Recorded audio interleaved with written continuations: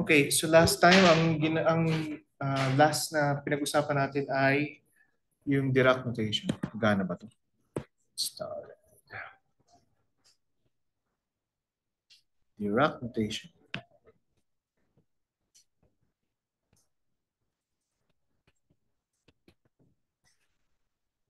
Okay.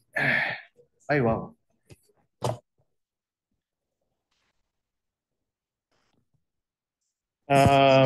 Kasi yun yung ano niya. Okay, ayoko nun. So Dirac notation. And then dun sa Dirac notation, consider natin yung tawag dito. Um, Another way to represent wave functions and yung ibang mga parameters in terms of yung bra and ket na symbol.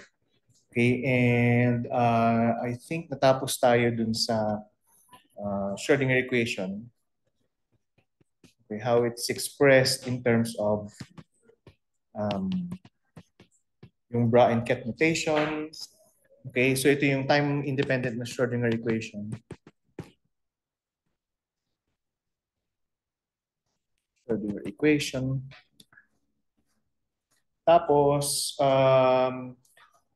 pag lalagyan natin ng time dependence, yung wave function ay pwede natin express in terms of n and t. Okay, yung n ay yung state niya and yung t ay yung yung time dependence. So equal lang to sa state n exponential negative I e sub n t over h bar. Okay, and pwede nyo rin isulat to as exponential negative I omega sub n t kung saan yung omega sub n ay equal sa e sub n over h bar. Okay, so kung gusto niyo i-convert into time dependence uh, na solution. Okay, now we can say na for every ket there is an associated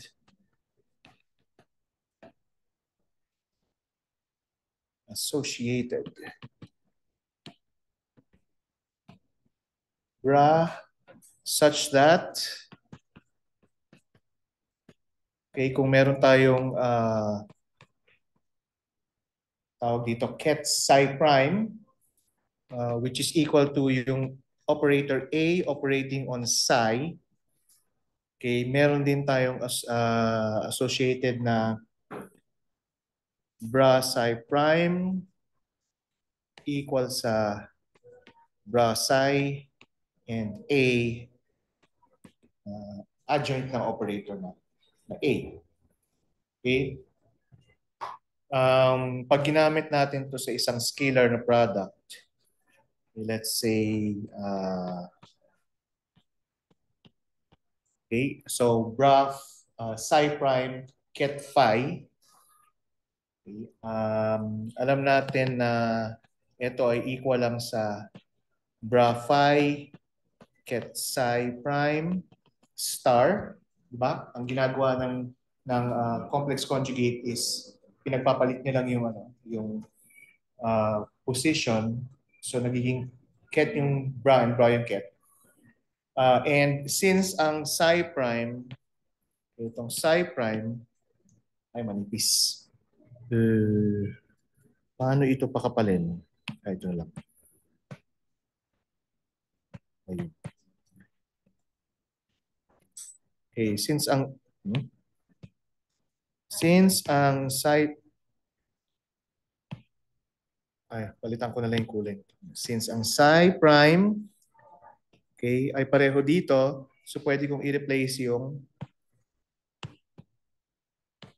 tawag dito, bra ng psi prime as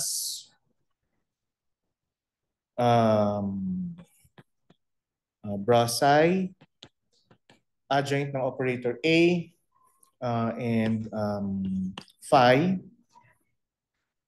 Okay. And then ito naman,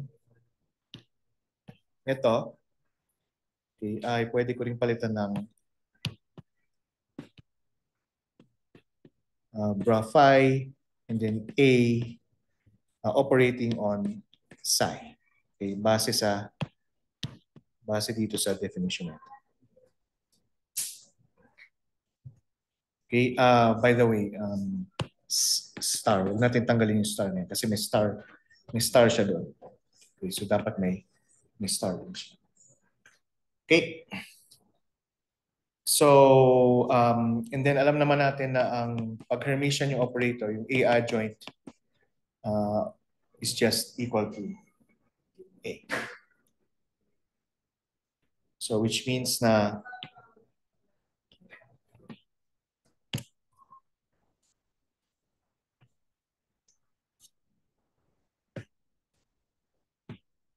isa-isahin.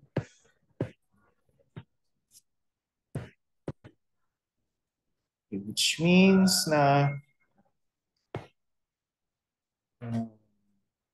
psi A dagger phi is equal to phi A psi star. Okay. Actually, sinulat ko na pala yun dito. So, yun.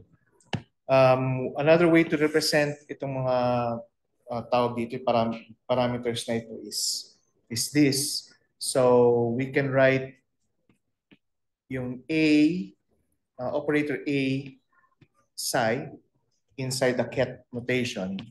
It's just the same as A operating on psi. Okay. And this is just ket psi prime. Similarly, yung A operating on psi inside the bra notation is just the same as psi A dagger. And alam naman natin na ito ay equal sa bra ng psi prime. And if we write instead A dagger psi, ito ay pareho lang sa bra psi A dagger dagger. Okay, base dito, diba? So pinalitan natin yung A ng A dagger. So ibig sabihin itong A na to papalitan din natin ng A dagger. Okay, pero ang A dagger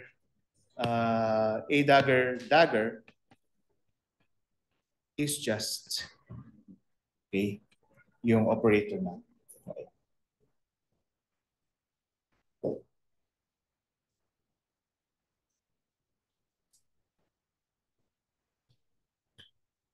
Okay. So, which means na pag sinulat natin itong ganitong klaseng notation, it will be just the same as psi A phi and then psi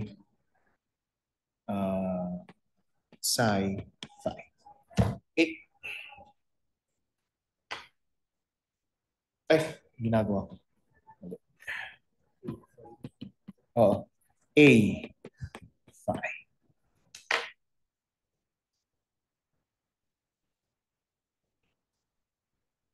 Okay, so maraming mga tawag dito. Kailangan nyo masanay dun sa notation. Okay.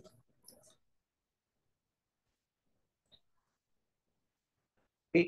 Then, balikan natin yung orthonormal condition. Okay, if you recall, ang psi n star ng R multiplied by psi m ng R D3R, this is just equal to, hindi, equal to sa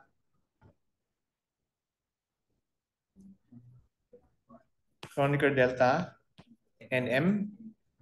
Okay, and we can write this as psi bra psi and phi n and then ket phi m.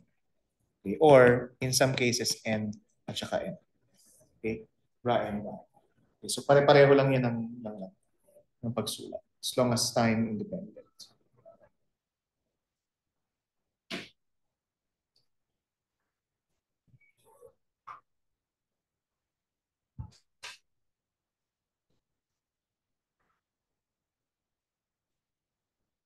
Okay. Then yung projection of psi of r on phi m of r. Okay, pwede natin isulat as a sub m equals bra phi m ket psi. Okay, and where ket psi is just equal to the sum n b sub n n. Okay, yung b sub n ay yung weight ng bawat state. Okay, and if you recall, this is just yung tawag dito, similar to the wave function, tawag doon, state function multiplied by b sub n times psi sub n.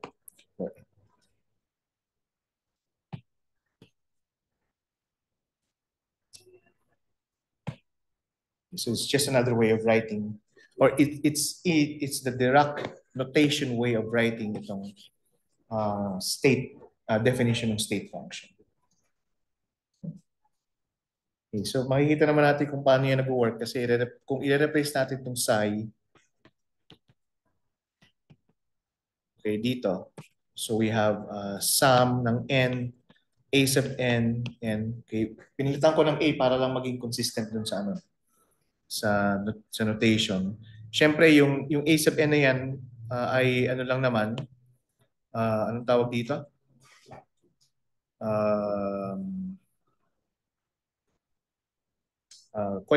Constant, di ba?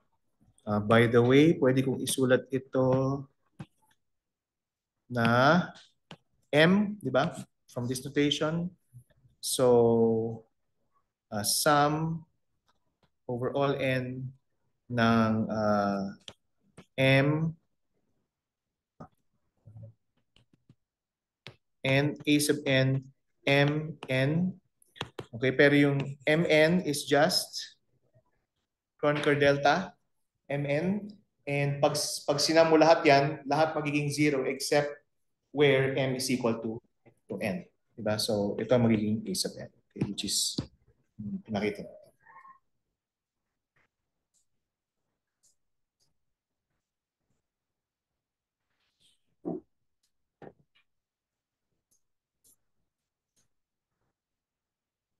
Okay.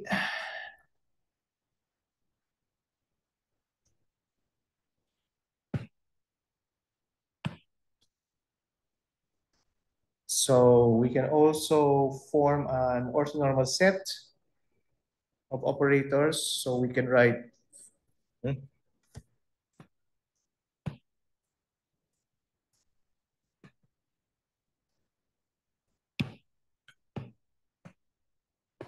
okay, so pwede natin isulat din ito sa sum ng over I ng phi I and then phi I. Okay? So ngayon, hindi na siya inner product. Kanina inner product yung ginagawa natin. So itong mga to, inner product yan. Okay? In vector notation, yan ay pareho lang sa dot product. Okay? Pero ito, outer product ang tawag dito. Now, kung hindi ko nabanggit, or I don't believe na nabanggit ko, itong mga ket can actually be presented as a column matrix. And yung bra psi na notation can actually be represented as a row matrix. So when you do the inner product of a row matrix at saka column matrix, then you get a number. Diba? Kasi row matrix times column matrix is just a single number, scalar.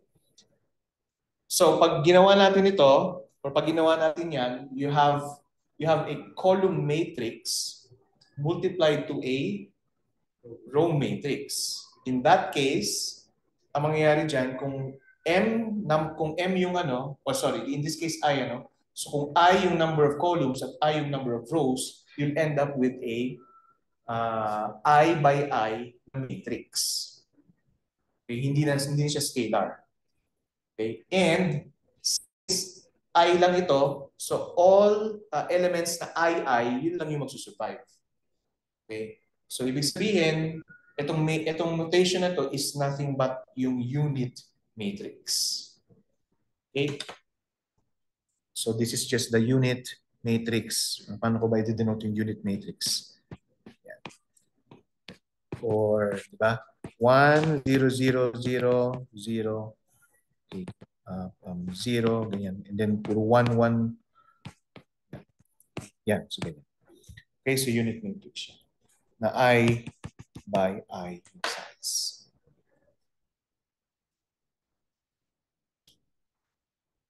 Okay, and medyo useful yung ganyang klaseng notation. Okay, so you also call this an operator. So this is a type of operator kasi ang pwede mong gawin is if you allow it to operate on a function, on a wave function, let's say phi of j. Okay? So ito yung ating unit operator. Okay, ino-operate natin siya doon sa wave function of phi of j. Pero itong ano na to, ito is Kronecker delta ij, right? So pwede natin ito isulat as sum I phi Kronecker delta ij. Okay, and again, pag Kronecker delta, lahat ay mag-zero except when I is equal to j, which means na ito magiging phi I lang siya or phi j kung ano man ang gusto nyo letter na gamitin kasi pareho lang naman sila.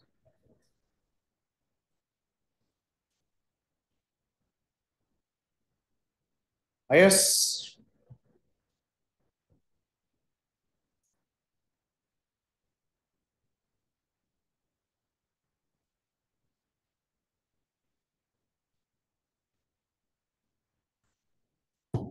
Okay.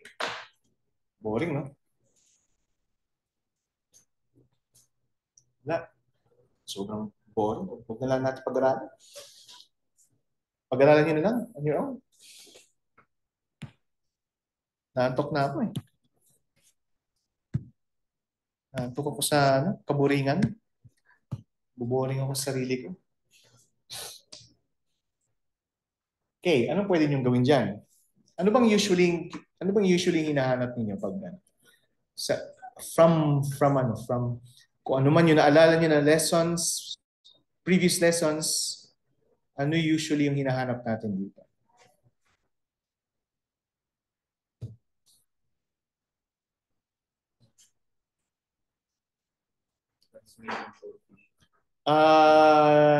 Yes, transmission coefficient.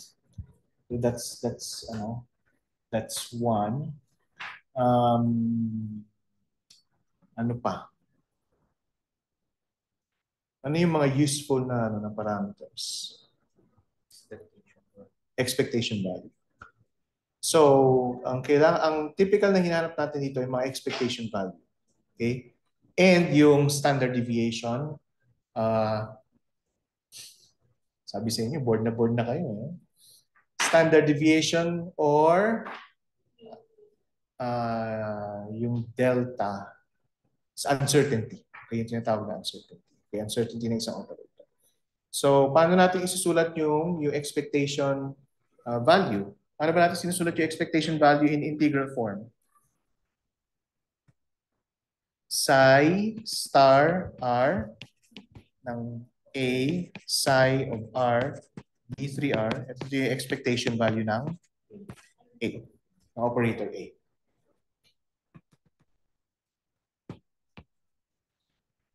Okay.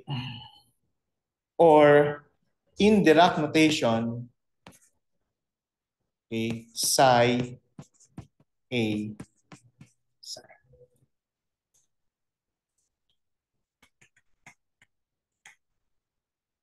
So if we have an expectation value of position, so the expectation value of position in Dirac notation is written as psi r psi.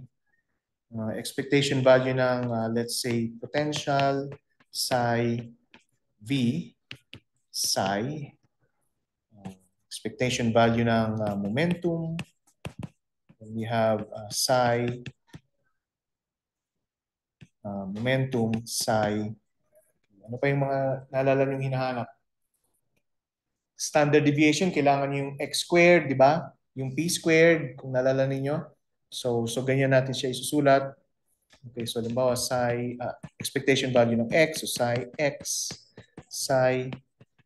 squared, psi x squared, psi. Medyo nakita-kita nyo na kung anong mga isolve ninyo, no? Mamaya mag-ano tayo ng example sa potential well. Okay. So, ganyan. Tapos, ano pa? Time dependence ng equation na ito. So, we can start with the time dependent Schrodinger equation. So, we write it as negative IH bar H Hamiltonian operating on ket psi and then partial with respect to psi ng partial with respect to t ng psi. Okay, ang gagawin natin ngayon dito is tignan natin yung time dependence ng operator na A. Okay, and if you recall, we can write this as this. Okay. Anong gagawin nyo dyan? I-distribute nyo lang yung time derivative. Diba? So, d dt psi a psi plus psi d dt ng a psi plus bra psi a and then d dt ng psi. Okay, so dapat itong mga notation na ito ay partial.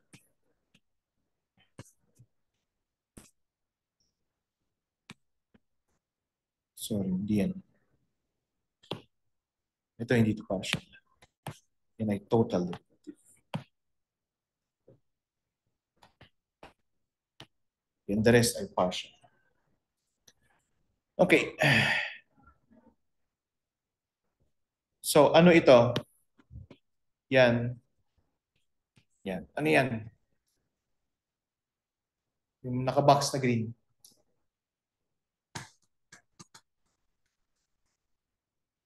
Paano natin i-define yan?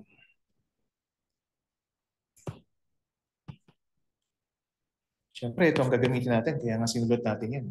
Pero, yung nakasulat doon sa taas ay in ket. Di ba? Pero dito, bra. Di ba? So, paano natin ko-convert from ket to bra? Complex conjugate. Ngayon, dito sa left-hand side, ng time-dependent Schrodinger equation, meron kang negative I. Papalitan nyo yan ng positive I. Okay? Alam niyo na pala yun.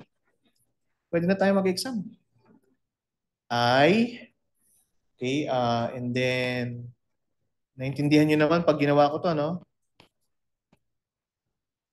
Okay, and then A psi. Okay? Kasi pwede kong isulat yan as negative I H bar H psi.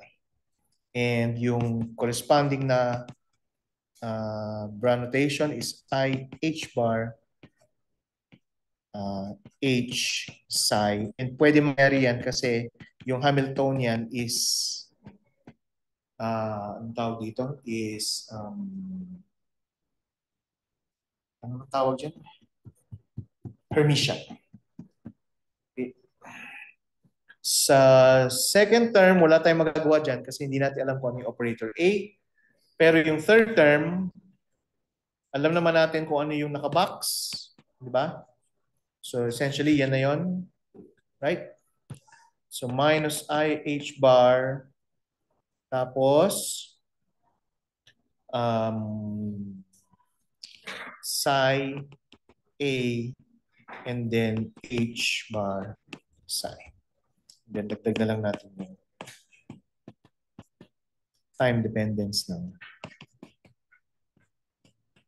A.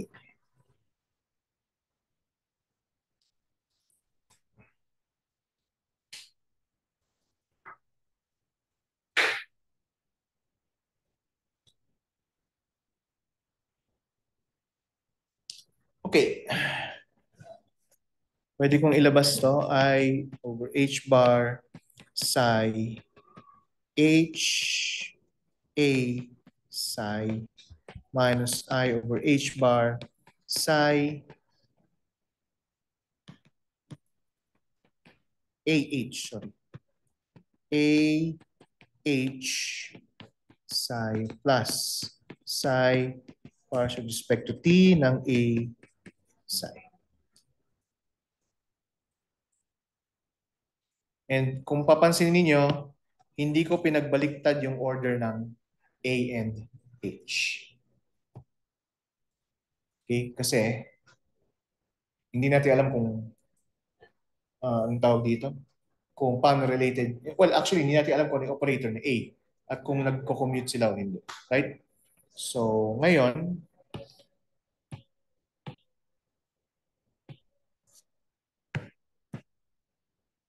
pwede natin isulat yun as, so yung d dt ng A ay equal sa I over H bar psi, okay? H A minus A H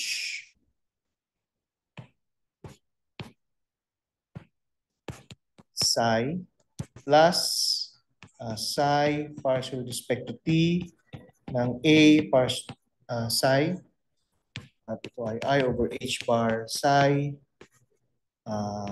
commutation ng HA psi plus psi partial with respect to T ng A and psi. Okay? Or kung gusto niyo, ano ba to? Expectation value lang yan, di ba?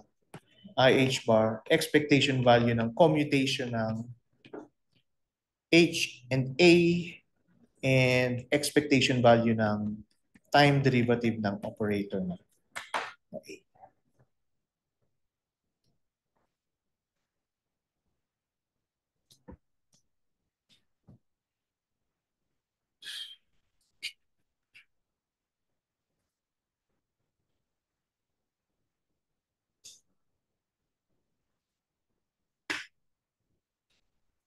Ano? Saan na? Ito yung question. Ano ang time derivative ng expectation value ng X? Ha? Diba, sineryoso?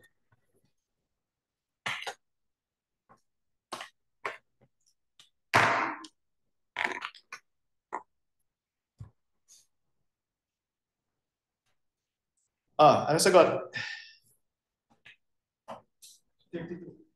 32.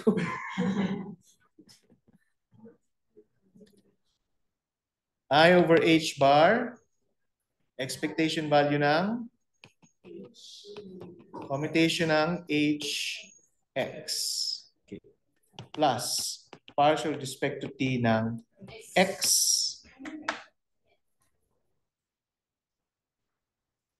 Okay, so meron bang, anong tawag dito? Meron bang ano yan? Meron bang time dependence ang X?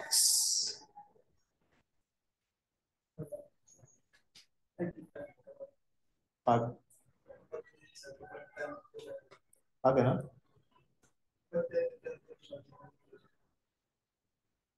Time.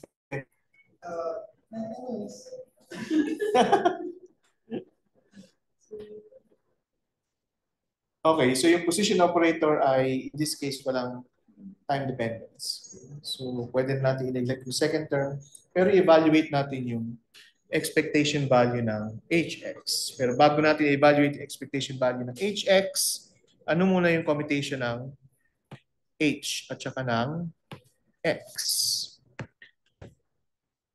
So, ang commutation ng hx, okay, ay equal sa, syempre kailangan natin i-apply yan sa isang, ano, no? Sa isang wave function. So, ano ba ang h? Negative h bar squared over 2m. Tapos, d squared dx squared, right? So, d dx ng psi. Sorry. Ng x psi. Okay.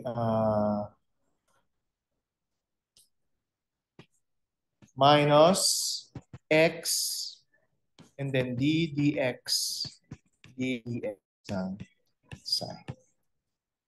Naintindihan niyo kung paano nangyari yan? Kasi ito ay h x psi. At ito naman ay x h psi. Diba? Kasi h x minus x h and then psi. Okay.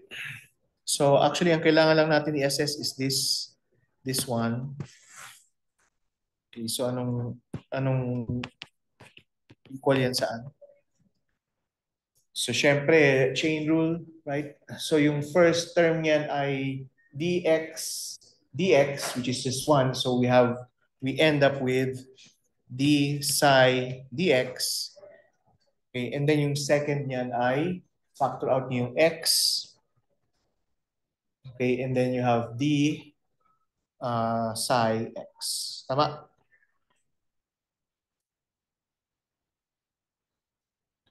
Ulit-ulit.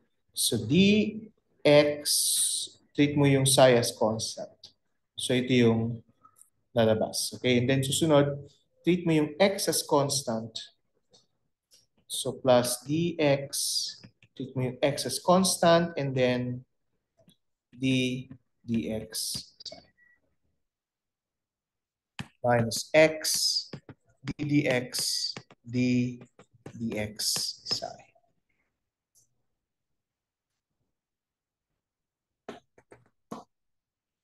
Okay, and then, i-evaluate natin ulit ito. So, anong lalabas dyan? Negative h bar squared over 2m d psi dx plus. Treat natin yung x as constant. So, we have d squared dx squared psi. And then, treat natin yung d psi x as constant. Then, we have d psi dx. Tama ba?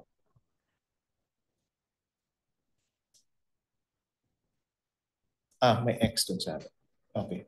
So minus x d dx d dx psi. So ito, at saka ito magka-cancel. Tama? So we end up with negative h bar squared over m ng d psi dx.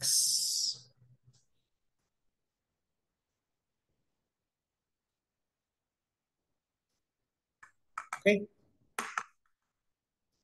Sunod.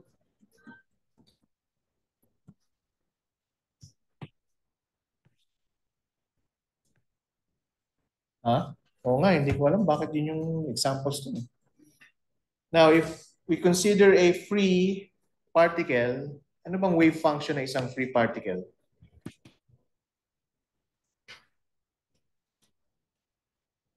Exponential ay kxx minus omega t. And pag kinuha natin yung derivative niyan with respect to x, anong lalabas? Ay k sub x. Okay? Ng psi.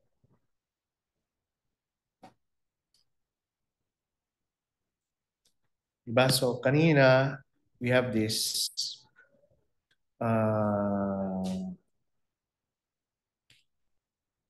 tawag dito. Ano bang ginagawa natin? Yung ginagawa natin ay expectation value. Sa, I over H bar, expectation value ng HX. Okay, or I over H bar. Psi expectation value ng HX. Psi. Okay, and nakita natin na ito, okay, ay ito. Diba? So, meron tayong I over H bar, negative H bar squared over 2M, and then psi, ano yun? D psi x.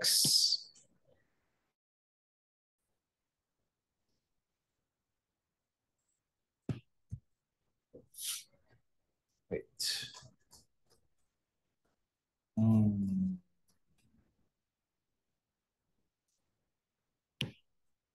Okay, d dx ng psi.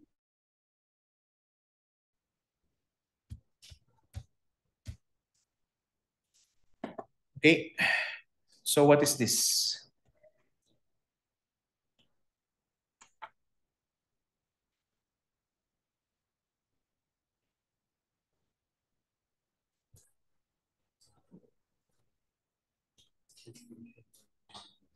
Ano pa ang ddx?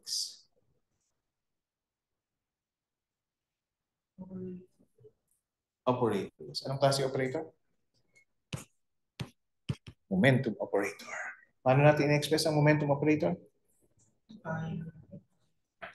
Negative IH bar partial with respect to X. Okay? So meron tayong I doon and then may H bar dyan. Okay, by the way, magka-cancel nga pala ito sa ano, no? Isang H bar dito. So nakuha na natin yung IH bar. Pasok natin doon. Okay, and we'll end up with the expectation value of actually momentum. Tama? So this is the expectation value of the momentum. Pero ano bang kinukuha natin dito? Ano ba to? In the first place. Yan ay d dt, expectation value ng. So yung expectation value ng position is nothing but the expectation value ng momentum. Okay, which makes, by the way, over M pala to, nakalimutan ko. Over M. So yeah. So may sense, no? May sense naman yung computation. Okay.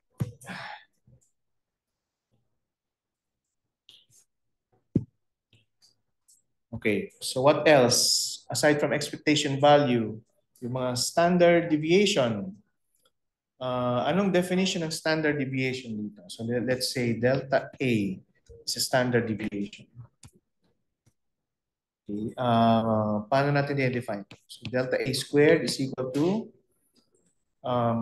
expectation value ng A minus A squared.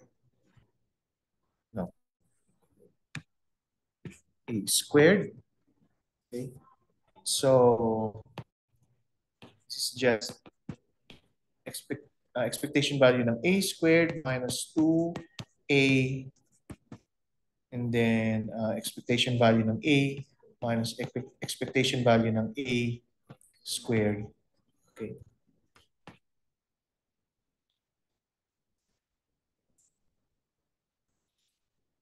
Okay, so ang gagawin natin is kukunin natin expectation value ng bawat isa sa kanila. Minus 2, expectation value ng A, expectation value ng A, and this is just expectation value ng A squared. Okay, so ito ay negative, wait, minus, plus dapat. Plus. So ito ay, itong middle term is negative 2, A expectation, 2 expectation value ng A quantity squared. Combine siya with that, so we end up with expectation value ng A squared minus expectation value ng A quantity squared. So yan yung standard deviation.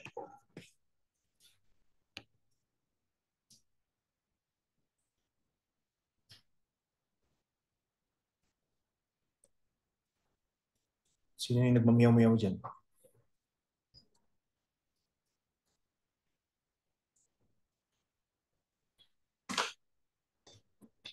Miyaw-miyaw na sa utak nyo.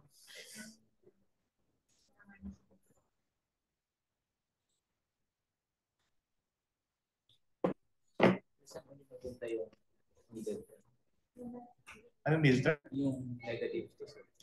So pwede natin isulat yan as negative 2A squared plus A squared.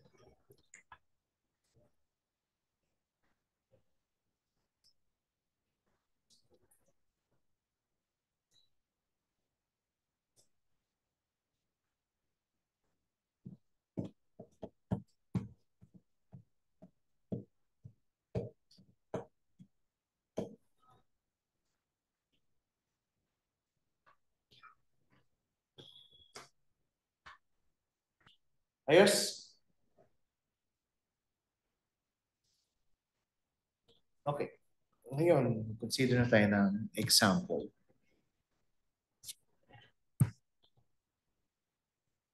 Okay, let's consider a one-dimensional infinite rectangular potential.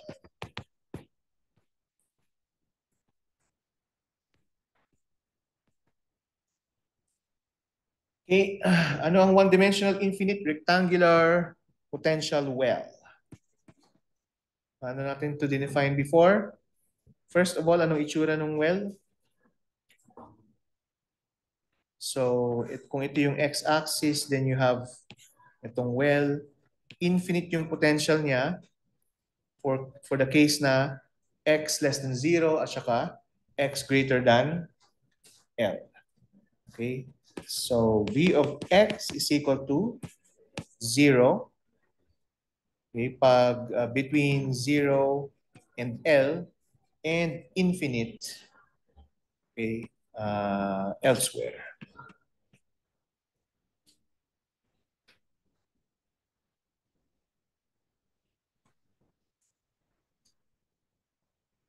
So pag sinulat natin yung Schrodinger equation nito, we have h bar squared over 2m d dx squared d squared psi plus 0 inside the well equal ngayon to sa e e sub n, gawin natin, lagyan na natin ng subscript x. Okay, ano ang solution dito?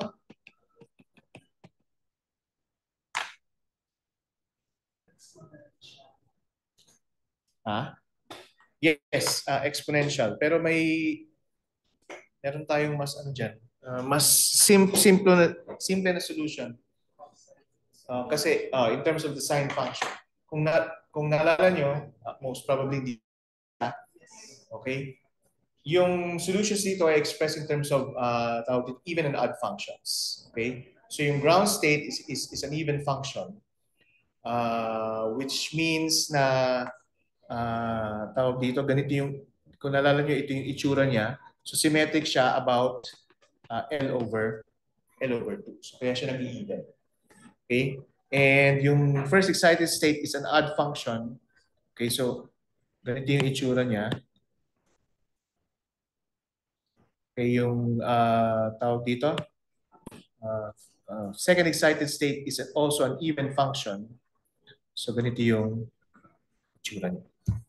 Okay, and we can do that by expressing yung solution in terms of sinusoidal functions. Okay? So dito, i-express natin to as a sub n,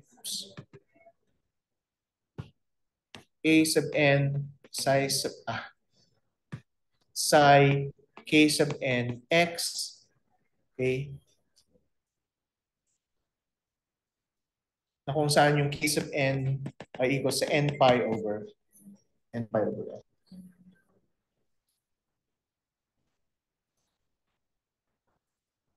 Okay,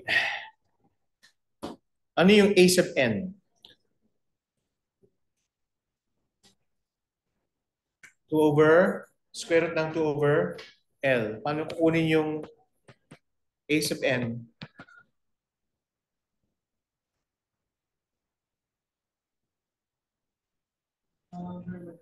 Normalization. Good. Psi sub n star x, psi sub nx dx. Okay? Anong limits of integration? 0 to L. Okay? Hindi negative infinity to infinity. Kasi wala kayong makukuha from negative infinity to 0 at saka from L to positive infinity. Okay? So, between 0 and L. Okay? So, pag ginawa nyo yan, makukuha nyo itong wave function.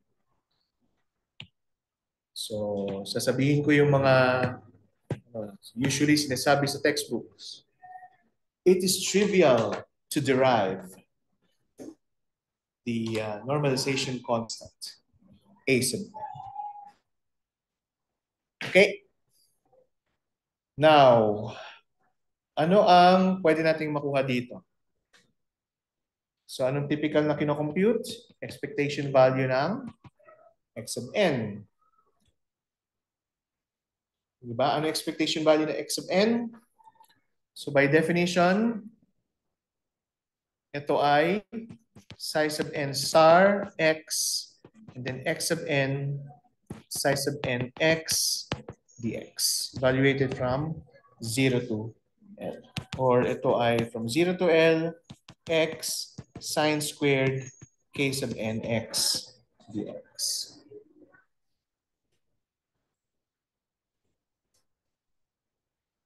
Okay, so ang gagawin nyo lang dito,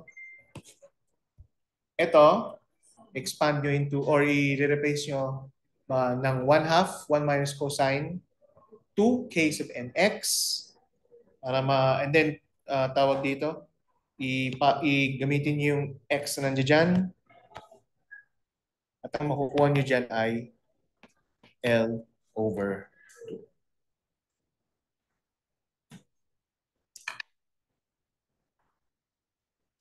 Nagawa nyo na to before di ba? Yes. Kaya ako binigay yung LE para hindi na natin gawin ulit ito. Di ba? Kinumpute nyo lahat yan. Kinumpute nyo nga yung expectation value ng squared. Kinumpute nyo yung momentum. Kinumpute nyo yung momentum squared. Tama? Brings back memories.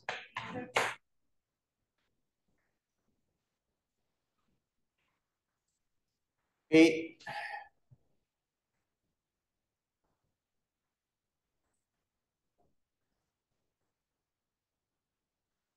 Okay. So of course dito hindi naman natin ginamit yung yung bracket notation. Pero ginamit natin yung integral form kasi yun yung more useful way para i-assess yung infinite, yung solutions to infinite well potential. Infinite potential well. Okay? Kasi hindi natin alam kung ano yung notation or alam natin solution is in terms of sign, yung sinusoidal functions. Okay, pero later, pagdating natin sa ano pangalan nito? Sa harmonic oscillator, mag-iimbento tayo ng bagong operator. Okay? And then, tawag dito, mula dun sa mga bagong operators na yun, ibibuild natin yung solution ng harmonic oscillator using entirely the Bra and Ket notation. Okay, so ngayon, ang ano lang dito is familiarity lang dun sa paggamit ng Bra and Ket notation. Okay, any questions?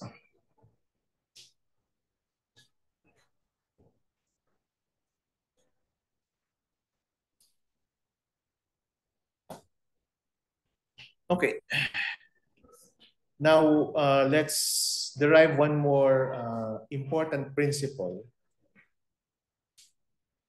Okay, gamit ang Bra and Ket notation.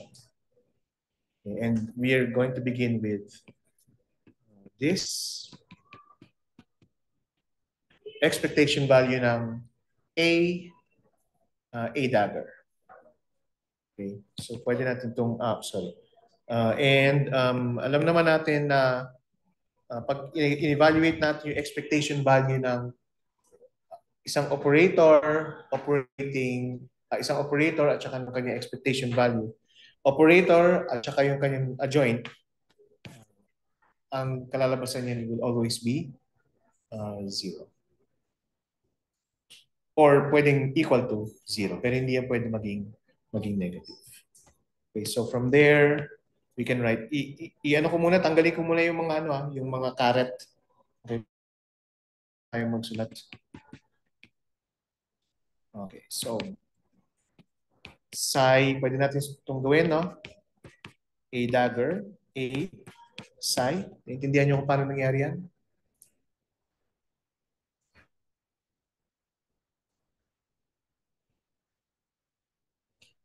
Gusto niyo step by step? Definition is A dagger. Pwede kong gawin ito? Pwede ko bang gawin ito?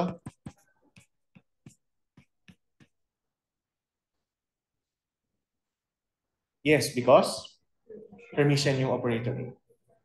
Okay, bakit ko ginawang ganyan? Kasi gusto ko siyang isulat as wala lang, trip ko lang. Naisulat siya na ganyan.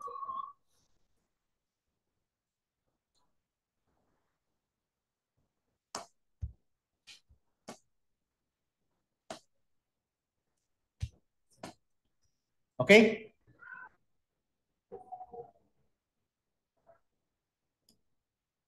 Okay, so iwan na natin yan. Babalikan natin yan mamaya. Now, we'll define a linear combination ng operators. Okay, so plus IB, expectation value ng A plus IB. So this is just the expectation value of A plus I expectation value ng B. And A and B are both Hermitian. Okay, in that case, A plus I, B dagger, I equals A minus I, B.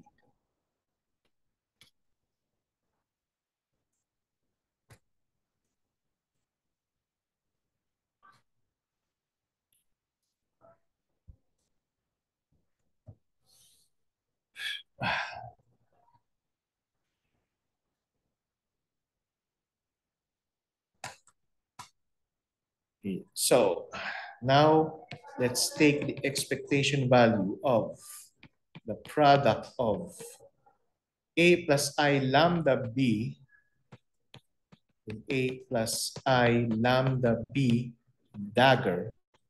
Okay. Kung saan yung lambda ay isang parameter and it's a real parameter. Okay. Magiging useful yung lambda na yan kasi ang gagawin natin mamaya is i-optimize natin tong function in terms of lambda.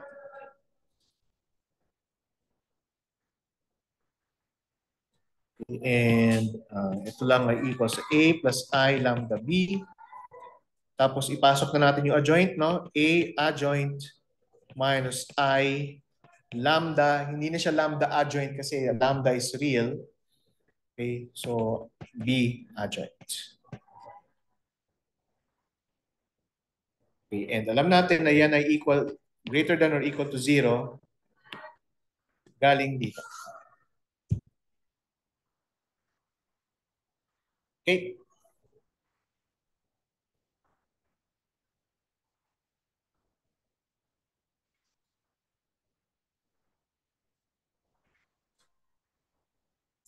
so i-evaluate natin ngayon. First of all, i-multiply muna natin itong dalawa na to. Multiply natin ito, tsaka to sa isa't isa. Okay, so we'll end up with A dagger, di ba? Tapos A negative I lambda B dagger. Tapos A dagger, I lambda B. Tapos I lambda B minus I lambda B dagger. Okay, so four terms.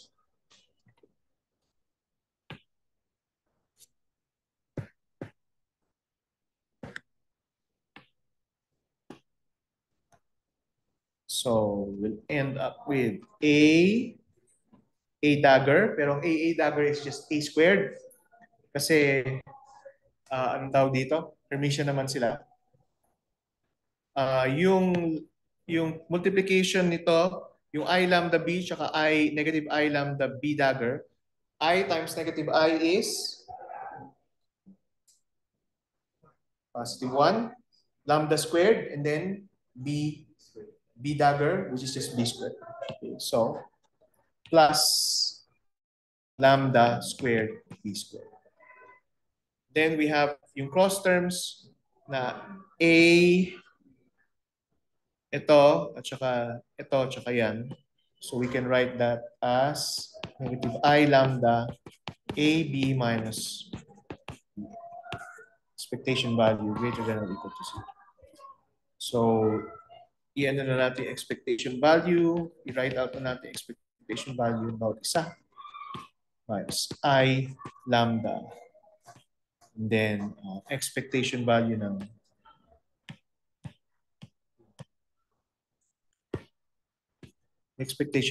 AB minus is greater than or equal to 0.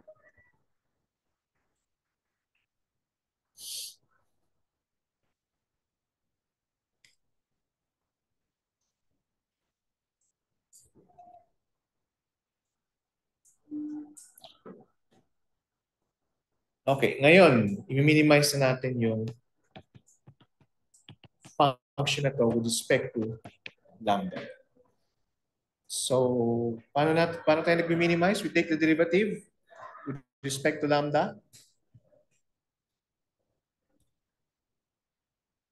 Tama. Yung first term, if you take the derivative, the first term is just 0. Diba? D lambda A squared is just 0.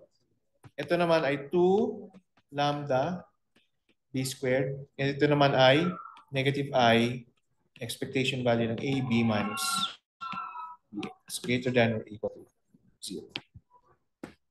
So this one is 0.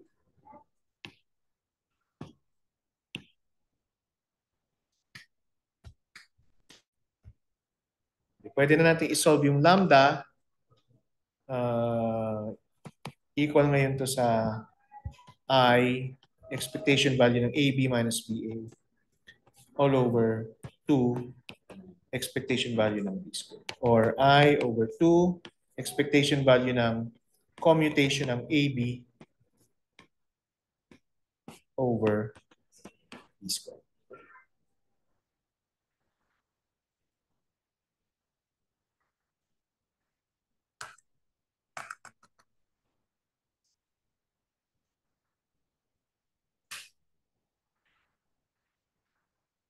So this is actually yung minimum value ng lambda.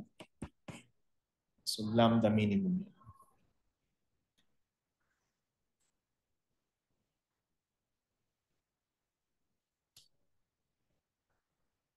Okay. Ngayon, since minimized na siya, pwede na natin ipasok yung lambda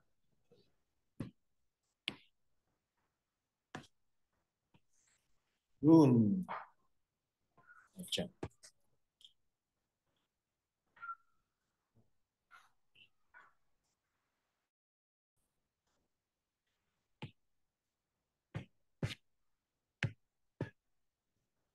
Okay, so what we'll end up with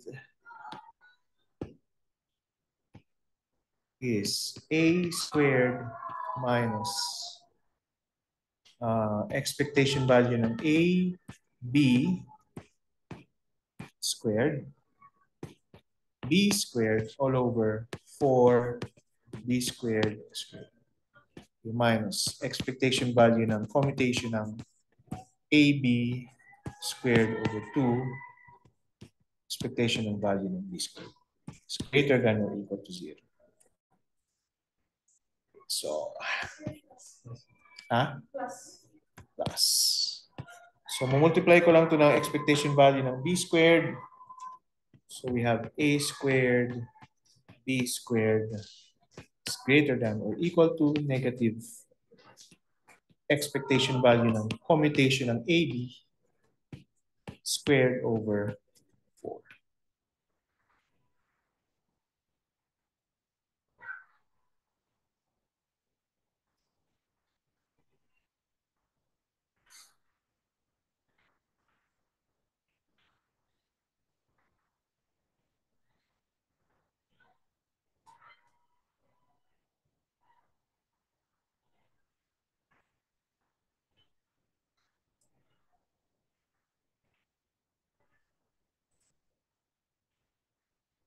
Okay, konti na lang.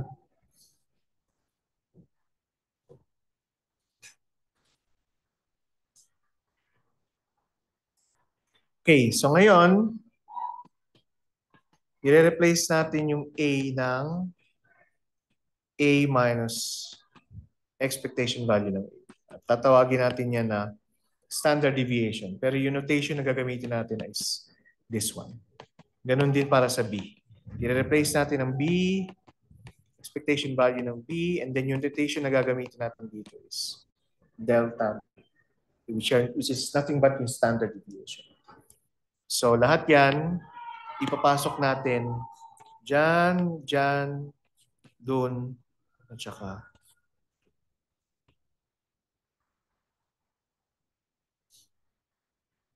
okay, so hindi natin kailangan galawin yung left-hand side. Ang kailangan na natin i-evaluate ay yung right-hand side. So, essentially, ito lang yung kailangan natin i-assess. Commutation ng DA at saka DB.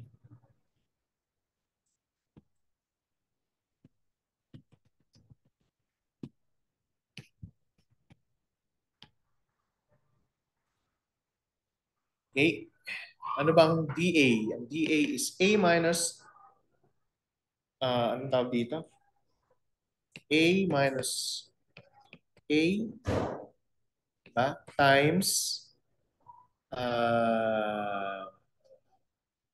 okay, ulitin ko. Para maging clear. So, DA, DB minus DB, DA. Okay. So this is A minus expectation value ng A and minus B expectation value ng B times A minus expectation value ng A.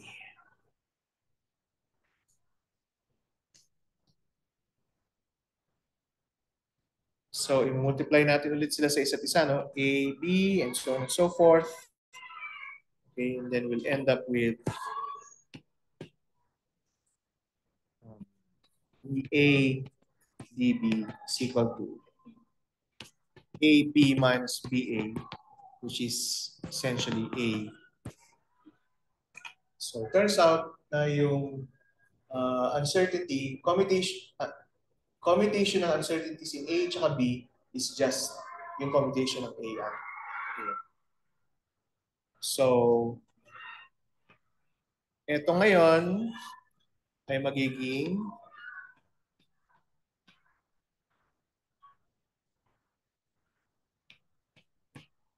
Yan. And then,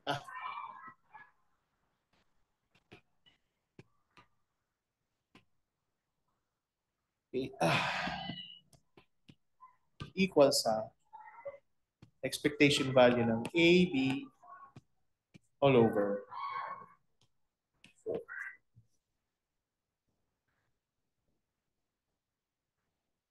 Or pwede natin itong i-write as yung expectation value ng A squared, pwede natin i-write as delta A, and yung expectation value ng B squared, pwede natin i-write as delta B. So we have delta A, delta B, delta A squared, the B squared. It's greater than or equal to expectation value ng A, B squared over 4 or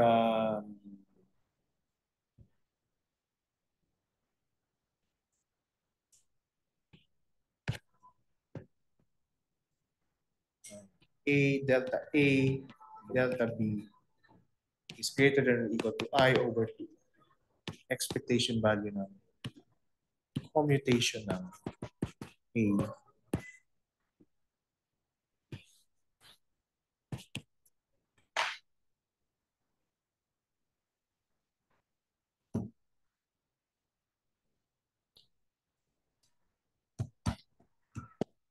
Okay. So from here, naging ganito. Now let's say yung A is yung momentum operator and yung B ay yung position operator. So we have delta P, delta X is greater than or equal to I over 2 expectation value ng Px. Yung commutation ng P at X. So, nalala nyo ba ang commutation ng P at saka X? Equal yan saan? Negative IH bar. Okay, so ang expectation value ng negative IH bar is just IH bar, di ba? Constant lang naman siya. Px, X. So, negative IH bar, I over 2, tapos negative IH bar, equal yan saan? H bar over 2, which is yung uncertainty relation. Okay, so ito yung general form ng uncertainty relation. Okay, and we can use that para sa iba't ibang klase. Ang tawag dito. Iba't ibang klaseng operators to determine yung kanilang properties. Okay. Any questions? Now, dun sa chapter na ito, meron pang discussion on the density of states. Hindi na natin i-tackle yun kasi hayaan ko na lang na i-tackle yun sa 183, solid state. Kasi mas maganda yung discussion. Parang out of place. Feeling ko kasi out of place yung discussion dito.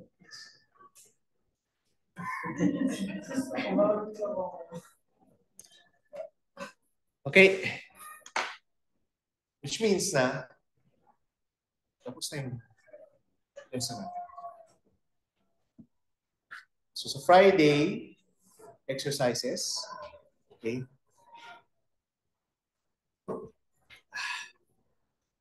Kailan ang exam?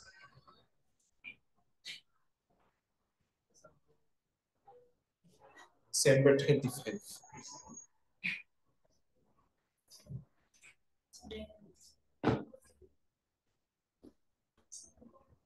Kung walang pasok sa Friday, dahil sa Baguio. Tawag dito, online. So mag-upload na lang ako ng exercises. Although yung exercises naman dito ay tawag dito, meron namang exercises dito na may solution na. Tapos, anong tawag dito? Hindi na tayo magpo-problem, hindi na tayo mag-aantawag problem solving na kayo yung gagawa. Tulad ng ginagawa natin before. Instead, hayaan ko na kayong gawin yun. Na solve on your own. And next week, exam. Tanong lang ay, si Christian, umihiling na.